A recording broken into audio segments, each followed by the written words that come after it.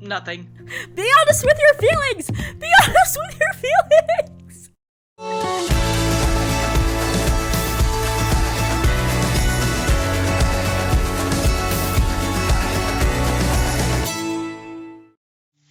Delora decides to stay in my room for the time being, saying that she believes Rod will be able to help me for now.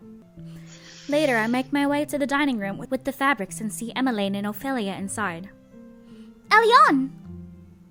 Ah, I see you have the fabric. Thank you. Ophelia takes the topmost sample of fabric and begins to inspect it as Emmeline walks up to me. Where's Rod? He returned to his studies. Oh, right, he has history lessons today, and I am yet to finish my history homework, which is due tomorrow. As Emmeline muses aloud, I ponder what Rod told me earlier. I must become Emmeline's friend, but is that really a good deed? I hope Rod didn't send the servants out before he went back to his room. I wanted to tell him that Viorica and I had already called on guards to bring the boxes inside. Maybe he decided to start his lessons earlier so he could make your dance lesson this evening. Dance lesson? Father wanted to hire the best dance instructor in Angiel, but I honestly feel more comfortable with Rod teaching me. He's a good dancer, so Father has allowed it. That is a surprise. I did not know Rod could dance. Oh no! He used to prefer singing, but then... Ophelia trails off. I know she's talking about the fairy tale curse, but I do not expect her to divulge such information to a maid like myself. He's decided to focus on his dancing for the past few months.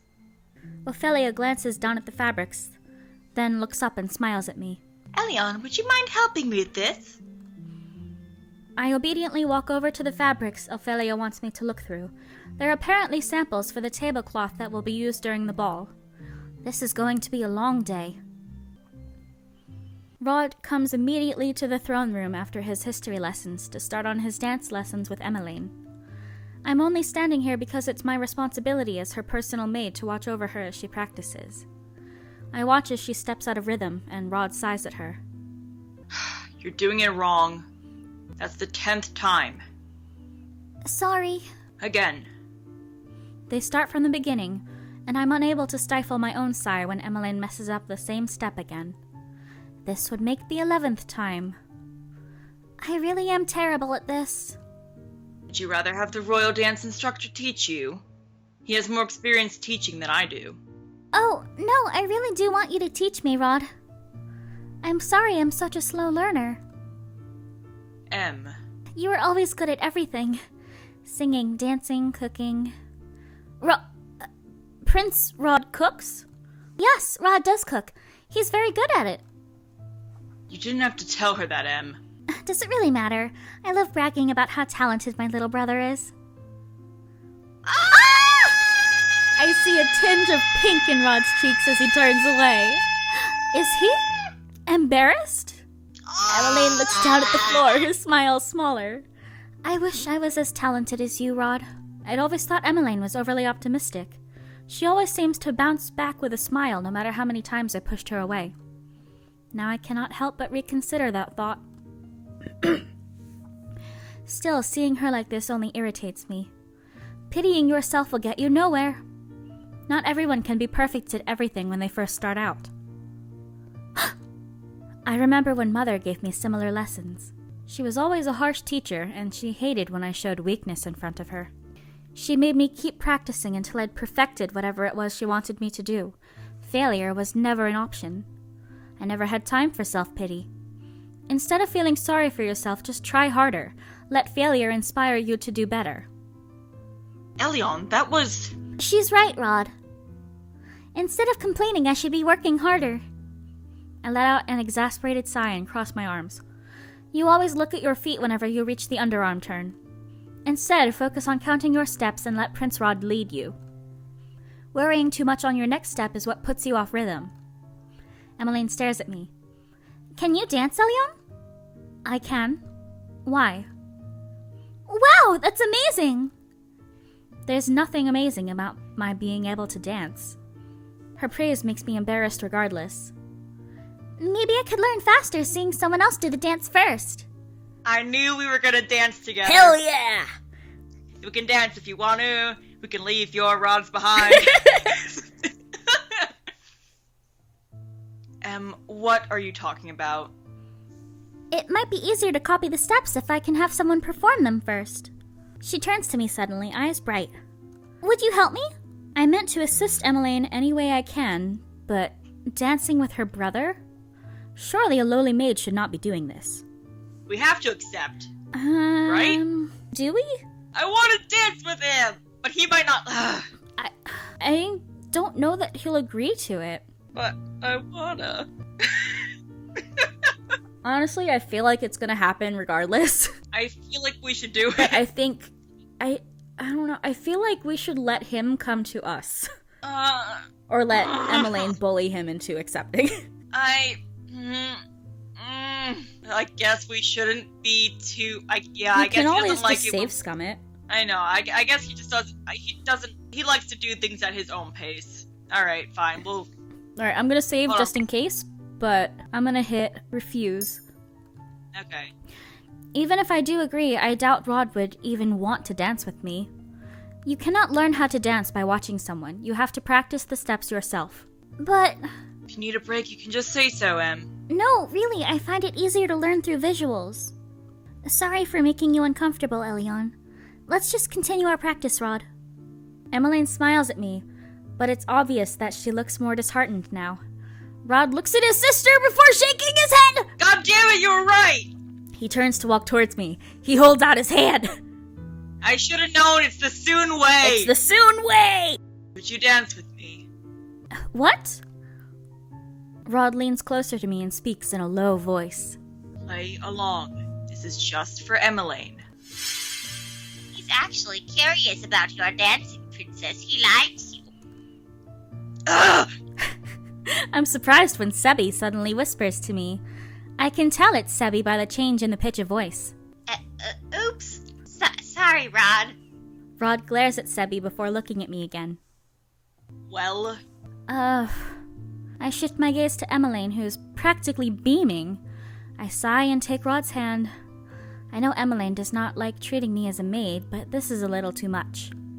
Fine, just this once. I put my hand on his shoulder, and he places his hand on the small of my back. Rod looks at me but quickly averts his gaze. Is something wrong? I didn't think I would ever have to dance with you, is all. Neither did I. Rod looks at me again. This time he has an uncomfortable scowl on his face. He's not the only one uncomfortable here. We both start dancing and I mentally start counting the steps. It's been a long time since I last danced with anyone, but the steps come to me naturally. This dance is rather simple. While Rod and I move stiffly, I cannot help but notice his careful footwork. I realize that Rod really is a pretty decent dancer. Of course, I would never openly admit that. When we stop, I hear Emmeline clapping her hands as she looks at both of us in awe. You really are a good dancer! Thank you so much for showing me the steps. Now I know for sure what to do during that part. I just shrug at her before stepping back into the corner. Emmeline takes her position in front of Rod once more. This time she has a bright smile on her face. I cannot believe something as simple as that has made her so happy. At the end of the day, Emmeline has managed to do the steps correctly. She tells me many times how grateful she is for the help. After practice, I return to my room and retire to bed. I think about how happy Emmeline was. How can such small things make a person so happy? Oh no! No! You stepped out of rhythm again, Elion. But, Mother, this is really hard. A princess never complains. You must perfect this waltz by tomorrow. Otherwise, I will not allow you to play with your dolls for the day. But if you have time for objections, you have time to push yourself harder. Now, once again from the top. Ooh, the rod. Hell yeah! The following days are uneventful. Emmeline continues her dance lessons with Rod. Her steps are still far from perfect, but I can tell she's improved since my demonstration with Rod. Meanwhile, Rod still chooses to ignore me most of the time, though I have noticed he's less cold than usual. At least he does not snap at me for no good reason anymore. Though Delora is no longer assisting me, she insists on staying in my room more often. She says that there is something important she wants to investigate, and I cannot even guess what it might be. I prefer not having her around anyway. Her constant chattering makes it difficult to focus on anything. Right now I'm still trying to figure out how I can achieve my first good deed. Almost 3 months have passed since I was first cursed, but I've yet to complete my first good deed. These are my thoughts as I head back to my sleeping quarters after dinner that night. Emmeline excused me long ago, insisting I go on to my own room before she went to hers. I'm walking down the hallway when I notice Rod heading down a familiar path. I follow after him. "Are you going to the Martian?" Rod jumps and turns around. The surprise in his face quickly fades into annoyance. Don't do that again. And no, not today. Since I came here, I found out that Rod occasionally sneaks out of the palace at night through the secret passageway to go to the Martian. Even now, I'm still confused as to why he goes there. He said before that he had given up on breaking his curse, which makes me wonder why he still visits. It also makes me wonder why he would refuse to break his curse in the first place. Is he okay being the way that he is, or is his curse just really difficult to break? Why were you cursed, Rod? I am not answering that question. Why? I cannot help you break your curse if you refuse to tell me anything. I told you before that I do not need your help. But I chose you as my partner. You help me and I help you.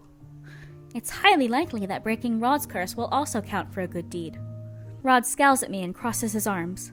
I'm afraid this isn't how this works at all. The sound of footsteps keeps me from coming back with a retort. We both turn to see Sir Alcaster approaching us. Prince Rod, good evening. Good evening, Sir Alcaster. Sir Alcaster turns to me and raises an eyebrow. Shouldn't you be attending to Princess Emmeline? Rod silences me with a look. He moves to stand in front of me, shielding me from Sir Alcaster's gaze. We were just about to go to her. Let's go, Elion. Rod strides away, and I quickly curtsy to Sir Alcaster before following after Rod. I can still feel Sir Alcaster's eyes on my back as I walk away. I try my best to suppress a shudder. Rod and I walk through the hallway in silence. We both stop in our tracks when we hear the clattering of silverware. I look around and realize that the sound has come from behind a set of doors that is slightly open. The dining hall. Oh, no! That's Emmeline's voice. We do not see Emmeline when we enter the room, but there's a dizzying array of cutlery set out on the table. Emmeline? Is she, buried under the silverware? Emmeline surprises us both by crawling out from beneath the table. What are you doing? She flashes us an embarrassed smile as she gets to her feet, holding several forks and knives in her hands. What are you doing here? You should be getting ready for bed. Sorry. I eye the silverware on the table. I thought I could practice before I sleep today. It's already been an incredibly long day for her, and she's still doing this. I watch as Emmeline puts the cutlery back on the table in the wrong places. You need to rest, Em. I will after I practice the placement one more time. She smiles at him before returning to the table. I don't know why a person would need so much cutlery. 1 fork, 1 spoon, and 1 knife should be more than enough for any meal. And all these glasses. If I recall correctly, this one's for water, this one's for red wine, and this one is for white wine? The not mean answer? Give her the correct answers. I'm okay, because I was wondering if it's I guess either way we're telling her something was wrong, I guess. So give her the correct answers. That flute is for champagne. The other is for sherry. Oh, right. But there are 2 more. The other is for juice, and the other glass is for dessert wine. The dessert wine glass will only be used during the dessert course, and the juice glass is only used when juice is being served as a course. Otherwise, it's placed next to the water goblet. I see. I see Rod staring at me out of the corner of his eyes. His lips twitch before he turns back to his sister. It looked like he was about to smile. Then what are these for? Emmeline points out the group of forks in front of her. Rod will remember that. Rod will remember that. You use those every day, Your Highness. You should know the answer. Emmeline points at them as she rattles off names. Dinner fork, fish fork, salad. Correct. You know so much about etiquette, too. You're really incredible, Elion. You make a better noblewoman than I do. Even if I told her I was a noble, it's not as if she'd believe me. I just read a lot about all of these things. You read and know enough to put them into practice? That's amazing. Especially since you haven't been with us so long, right, Rod? Rod shrugs. He does not, much to my surprise, disagree. Perhaps you should be my teacher, Elion. I can learn so quickly from you. Emmeline quickly straightens out the cutlery. Now that I think about it, I have come to realize Emmeline is much more than she appeared to be. It's probably because I'm forced to spend so much time with her as her maid. She's different. She's flawed and not as conceited and more humble than I'd originally thought. Maybe I should try lending her a hand. I may not be one of your tutors, but if you need help with your lessons, just ask me and I'll do what I can for you. Elion. I glance at Rod, who's once again wearing that expression of surprise. I shift my attention to Emmeline once again. You only have 1 month left to prepare, and as your personal maid, I feel it my responsibility to help you in whatever way I can. Elion! Oh, she's gonna cry! Emmeline wipes her eyes with the back of her hand, and that's when I notice something glistening on her cheeks. Is she crying? You're extremely kind, Elion. Thank you. I'll definitely take you up on that offer. I'm still looking at Emmeline when I catch a faint glow coming from the pendant on my chest! What just happened? Good deed! Oh, what a pretty necklace you have, Elion. Thank you. Anyway, for now I think the both of us would benefit from some sleep. After escorting Emmeline back to her room, I walk out into the hallway in a daze. What was that light? It seems like you actually managed to obtain your first good deed. Hell yes! Fuck yeah! I did not know he was still here. I look down at my pendant, astonished at what I see. Oh! A piece of the glass slipper. I gingerly touch the new piece that's hanging next to my existing glass slipper pendant. It's real. You're not too bad after all. Oh, his little smile! Look at his little smug smile! I love him! Did he just compliment me? What? Rod turns away. Nothing. Be honest with your feelings! Be honest with your feelings! I'm gonna get you, you little soon man. I'm gonna get you! He walks away, leaving me alone with my thoughts. I love that Elion and Rod are both kind of soon. And you put them together and it's funny. You get double soon. Good morning, Your Highness. Would you like to play with us? You want to play with me? Yeah, come play with us. We'll have lots of fun. Well, please, just for a little while. Maybe I can. Elion, what are you doing out here in front of the gates? Mother. Good morning, Your Majesty. We were just wondering if the princess wants to come play with us. No, Elion does not want to play with you. But, Mother, I do. Enough idle chatter. We must go. It's almost time for your dance lessons. But... Elion, do not make me repeat myself. Yes, Mother.